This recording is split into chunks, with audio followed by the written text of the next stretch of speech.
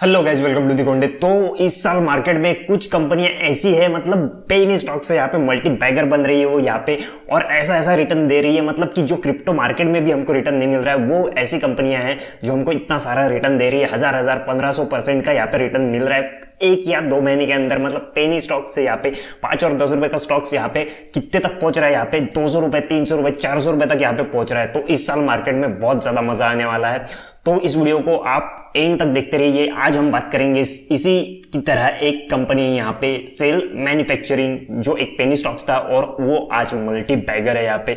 तो आप लोग वीडियो को एंड तक देखिए, स्टेप बाय स्टेप समझिए इस वीडियो को। वीडियो अच्छा लगे तो इसको लाइक करो, चैनल को सब्सक्राइब करो, बेल आइकन को हिट करो। तो अब यहाँ पे सबसे पहले समझ लो कि सेल मैन्युफैक्चरिंग के अंदर ऐसा क्या हो रहा है कि मतलब ये जो स्टॉक है यहाँ पे 3 रुपए, 4 रुपए, 5 रुपए से लेकर यहाँ पे सीधा यहाँ पे कितने तक पहुंच चुका है, यहाँ पे 350, 400 रुपए तक यहाँ पे ये पहुंच चुका है। तो ऐसा क्यों हो रहा है इस चीज में?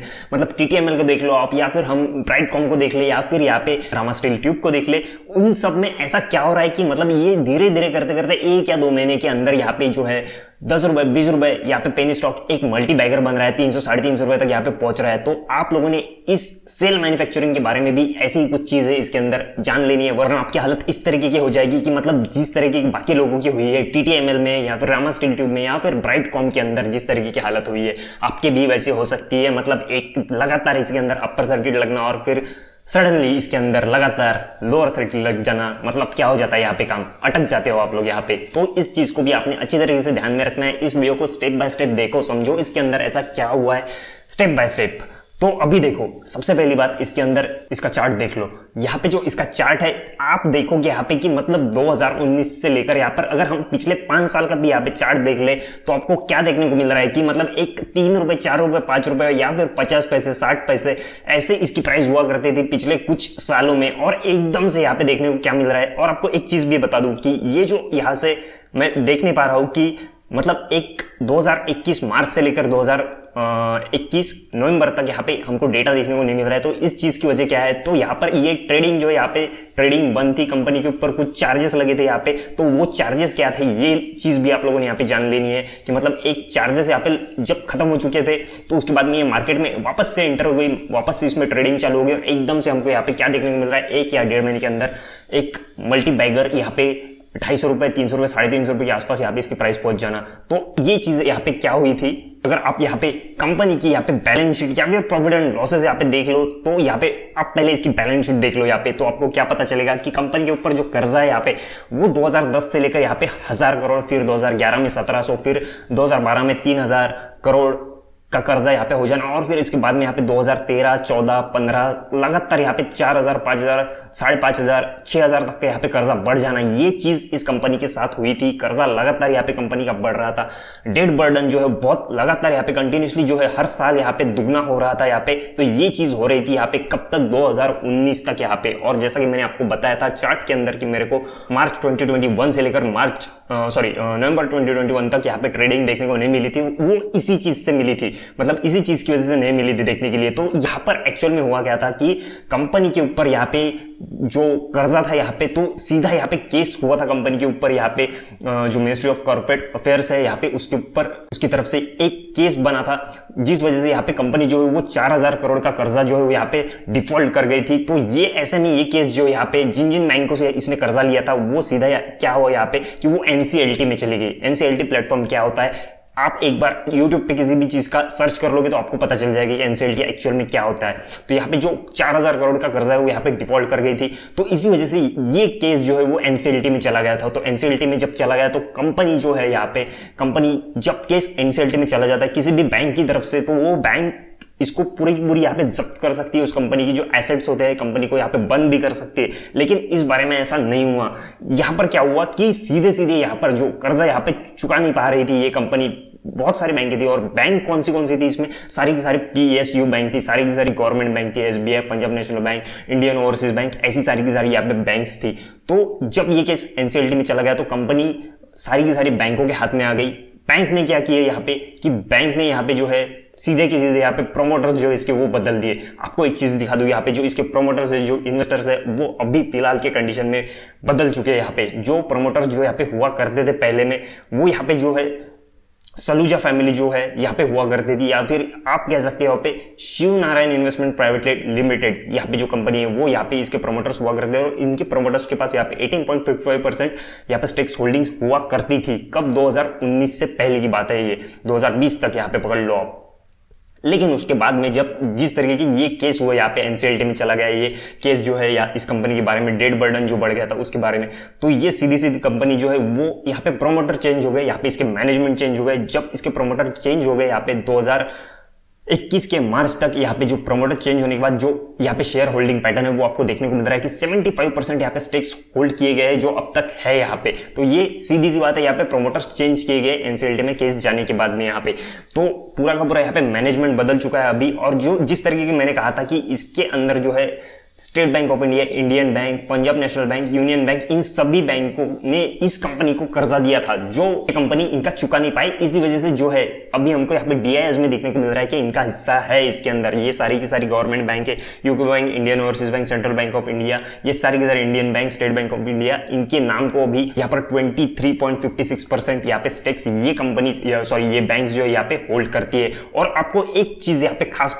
बतानी है यहाँ पे कि जो पब्लिक है यहाँ पे, जो रिटेल इन्वेस्टर या पब्लिक हम कह सकते हैं यहाँ पे, उनके हाथ में सिर्फ और सिर्फ यहाँ पे 1% ही यहाँ पे होल्डिंग्स है। यहाँ पे जो हमको मार्केट में यहाँ पे ट्रेडिंग देखने को मिलती है वो सिर्फ और सिर्फ यहाँ पे 1% ही हो रही है। मतलब इसका अंदाजा आप लोग लगा सकते हो यहाँ पे कि मार्केट के अंदर कुछ लिक्विडिटी है ही नहीं यहाँ पे। मतलब मार्केट के अंदर जितने भी शेयर्स यहाँ पे जो ट्रेड हो रहे हैं वो सिर्फ और सिर्फ यहाँ पे पूरे टोटल इसका यहाँ पे 1% है। यहाँ पे ये जो प्रोमोटर्स है टोटल 75% यहाँ पे होल्ड करके रख रहे हैं, ये बेचने वाले हैं नहीं, इसको हाथ लगाने वाले हैं नहीं। यहाँ पे डीआईएस जो है मैंने कंपनीज यहाँ पे जो बैंक है उनको बताया 23% यहाँ पे होल्ड करके रखी है, वो भी यहाँ पे हाथ लगाएगी नहीं यहाँ पे मार्केट में, ये उतारेगी नहीं। तो जो भी यहाँ पे ट्रेड हो रहा है वो यहाँ पे एफआईआईज है 0.13% स्टेक्स होल्ड करके रखती है यहाँ पे वो है, या फिर यहाँ पे जो पब्लिक है वो है यहाँ पे 1.4% यहाँ पे ट्रेड हो रही है। तो इसका मतलब आप समझ सकते हो कि मार्केट के अंदर जो है वो ट्रेड हो रहा है। मार्केट के अंदर जो कंटिन्यूसली यहाँ पे अपर सर्किट देखने को मिल रहा है वो इसी चीज की वजह से है कि मतलब सिर्फ 1% मार्केट के अंदर शेयर्स है। और इसका मतलब ये भी हो सकता है कि अगर अपर सर्किट लग रहा है कंटिन्यूसली तो यहाँ पे चांसेस है कि लोअर सर्किट भी हमको लगते हुए देखने को मिल सकते हैं। यहाँ पे ये चीज आप लोगों ने हमेशा ध्यान में रखनी है कि इतनी कम क्वांटिटी यहाँ पे ट्रेड हो रही है, अपर सर्किट लग रहा है तो यहाँ पे ऑब्वियसली लोअर सर्किट लग सकते हैं।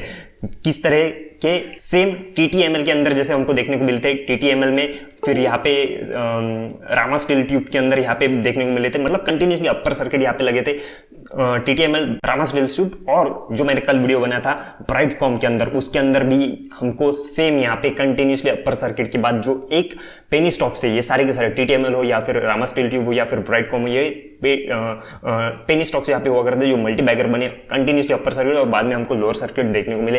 तो इस चीज का ध्यान आप लोगों ने इसके अंदर भी सेल मैन्युफैक्चरिंग के अंदर भी रखना है। अब यहाँ पर इसके प्रॉफिट एंड लॉसेस भी एक बार देख लिए जाए तो इसमें भी कुछ इतना खास बदलाव नहीं हुआ है कंपनी के अंदर। मतलब एकदम हजारों करोड़ का यहाँ पे जो है सेल्स रेवेन्यू यहाँ पे हो रहा है, जैसा कि पिछली बार हुआ करता था 2011-12 में यहाँ पे उस तरीके का यहाँ पे 3000 करोड़ 4000 करोड़ का यहाँ पे रेवेन्यू जनरेट होता था। उस तरीके का यहाँ पे 2019 से लेकर 20 या फिर 21 में भी देख लिया जाए तो यहाँ पे उस तरीके का यहाँ पे रेवेन्यू जनरेट है वो नहीं हो रहा है।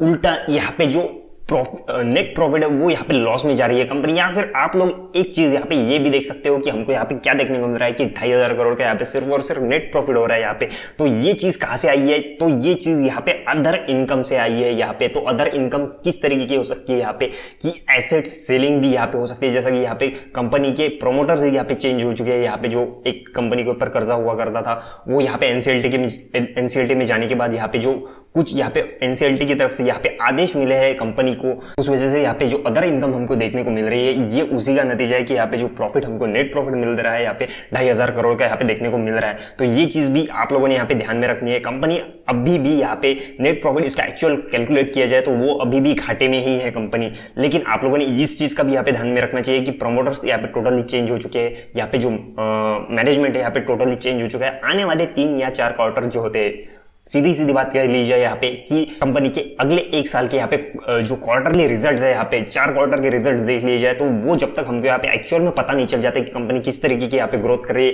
किस तरीके का इसका जो अगले साल यहाँ पे रेवेन्यू रहेगा यहाँ पे, या फिर हम कह सकते हैं ऑपरेटिंग प्रॉफिट और नेट प्रॉफिट है वो रहेगा, तो उस चीज को भी हम लोगों ने यहाँ पे ध्यान में रखना है। और साथ ही साथ यहाँ पे बैलेंस शीट के अंदर इसको बोरोइंग्स देख लीजिए, जैसा कि मैंने कहा था कि इसका जो कर्जा है कंटिन्यूसली यहाँ पे बढ़ता गया था।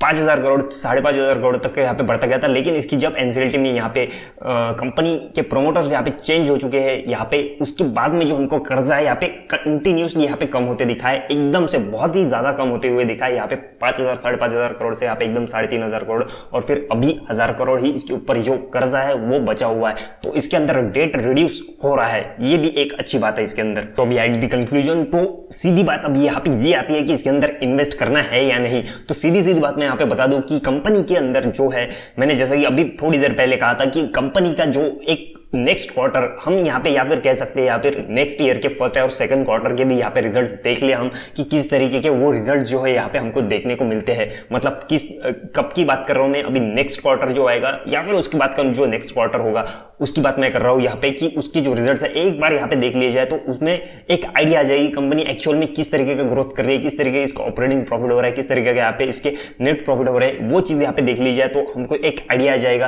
कि अदरवाइज तो यहाँ पे एक चीज है, यहाँ पे प्रोमोटर्स और जो मैनेजमेंट है टोटल यहाँ पे चेंज हो चुका है, कंपनी का रिस्ट्रक्चरिंग हो चुका है। तो ये इस चीज को यहाँ पे भी हम लोगों ने यहाँ पे ध्यान में रखना है कि कंपनी ऑब्वियसली यहाँ पे अच्छा खासा यहाँ पे परफॉर्मेंस दिखा सकती है, लेकिन आराम से, ऐसा ना हो जाए कि कंटिन्यूसली अपर सर्किट यहाँ पे लगने के बाद पेनी स्टॉक्स यहाँ पे एक तो मल्टी बैगर बन चुका है, कंटिन्यूसली अपर सर्किट भी यहाँ पे लग रहे हैं।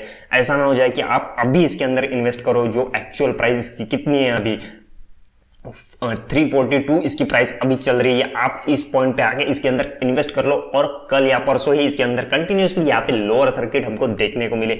ये चीज TTML, ब्राइटकॉम और यहाँ पे रामा स्टील ट्यूब में ऑलरेडी हो चुकी है। इस चीज का भी आपको ध्यान रखना होगा, तो ये ऐसा ना हो जाए कि एकदम हाई प्राइस पे आके आप इसको बाय कर लो और फिर बाद में अटक जाओ, इसकी प्राइस आधी हो जाए, लोअर सर्किट लग जाए, आपको टाइम भी नहीं मिलेगा कि इसको कब बेचूं, कैसे बेचूं, आपका नंबर भी नहीं आएगा कि कंटिन्यूसली लोअर सर्किट लग रहा है और मेरा बेचा क्यों नहीं जा रहा है। इस चीज का भी आप लोगों ने ध्यान रखना है। तो अभी इस वीडियो को यहीं पर खत्म करते हैं। वीडियो अच्छा लगा हो, काम का लगा हो तो इसको लाइक करो, चैनल को सब्सक्राइब करो, बेल आइकन को हिट करो। तब तक के लिए टाटा, स्टे अलर्ट।